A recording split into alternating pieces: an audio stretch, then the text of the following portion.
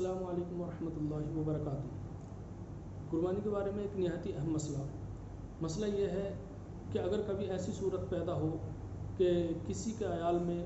कुल 6 या 7 लोग हों और सातों के सातों साहिब निसाब हों, सब पर कुर्बानी वाजिब हो, और ऐसी सूरत में कोई एक शख्स सबकी इजाज़त से सबकी तरफ से एक एक जानवर ख़रीद ले। मिसाल के तौर पर 6 लोग हैं तो 6 की तरफ से एक एक जानवर बकरा या बकरी ख़रीद ले,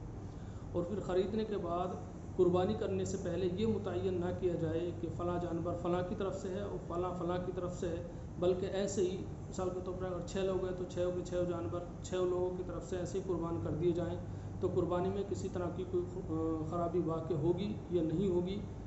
इसी मसले के बारे में आज शरई हुक्म जान लेते हैं। तो देखिए, इसके बारे में शरई हुक्म ये है कि अगर कहीं ऐसी सूरत पैदा हो कि किसी के अयाल में 6 या 7 लोग हों और सब के सब साहिब निसाब हों, सब पर कुर्बानी वाजिब हो, और ऐसी सूरत में कोई एक शख्स सबकी इजाज़त से जानवर ख़रीद के इकट्ठा सबकी तरफ से कुर्बान कर दिए जाएँ वो जानवर, और ये नियत ना की जाए कि फ़लाँ जानवर फ़लाँ की तरफ से फ़लाँ जानवर फ़लाँ की तरफ से, बल्कि ऐसे ही कुर्बान कर दिए जाएँ, तो इस तरह से करने से कुर्बानी सही हो जाएगी और उनके ज़िम्मे से कुर्बानी का जो वजूब था वो साकित हो जाएगा। और रहा इस तरह से नियत करना कि फ़लाँ जानवर फ़लाँ की तरफ से है, फ़लाँ जानवर फ़लाँ की तरफ से है, इसकी कोई ज़रूरत नहीं है, बल्कि सिर्फ इतनी नियत होना ही काफ़ी है कि ये 6 जानवर हैं, हम 6 लोगों की तरफ से हैं, हम 6 लोग अपनी तरफ से ही कुर्बानी कर रहे हैं।